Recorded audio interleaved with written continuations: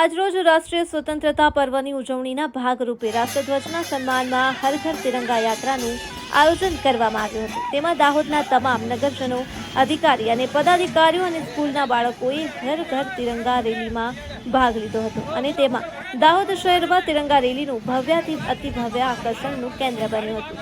તાલુકા bureau chief Bharatbhai Prajapati સાથે સહતંત્રી Dineshbhai Parmar, Dahod. Div mirror news.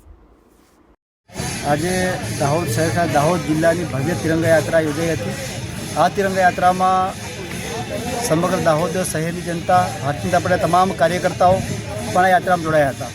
તેમાં ડીડીઓ, ડીએસપી, કલેક્ટર, જિલ્લા પંચાયતના પ્રમુખથી સંગઠનના સૌ હોદ્દેદારો આજની દાહોદના મુખ્ય માર્ગો પર યાત્રામાં જોડાયા। આ યાત્રા ખૂબ જ આનંદથી, હર્ષોલ્લાસથી એની ઉજવણી કરવામાં આવી હતી અને મોદી સાહેબે જે આહવાન કર્યું છે હર ઘર તિરંગા, એના ભાગરૂપે પણ દરેક લોકો ઘરે ઘરે તિરંગાનું માન સન્માન જળવાય એ રીતે તિરંગો લગાડે એની પણ આજે બધા લોકો સમક્ષ વિનંતી કરીએ છીએ અને આ જ રીતે આ દેશની આન બાન ને શાન અને એકતાનો સંદેશ વિશ્વ સમક્ષ પણ ફેલાય એ જ વિનંતી। ભારત માતા કી જય।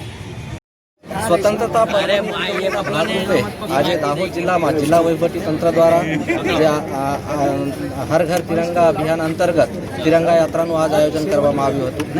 આખા જિલ્લામાં ગામડું હોય, શહેર હોય, સરકારી કચેરીઓ હોય, સામાન્ય માણસોના ઘરો હોય, એ બધા ઉપર તિરંગા ફરકાવીને આપણી રાષ્ટ્રભક્તિ જાહેર કરવા માટે માનનીય વડાપ્રધાનશ્રીએ જો આહવાન કર્યું છે એના પ્રતિસાદના ભાગરૂપે આજે હજારોની સંખ્યામાં આ યાત્રામાં દાહોદના લોકો જોડાયા હતા અને આગલા 3 દિવસમાં પણ હું દાહોદની જનતાને વિનંતી કરું છું કે આપણા ઘર ઉપર તિરંગા લહેરાવે, એની સાથે સેલ્ફી પણ લે અને એ આપણા જો પોર્ટલ તૈયાર કરવામાં આવ્યું છે એના ઉપર અપલોડ પણ કરે।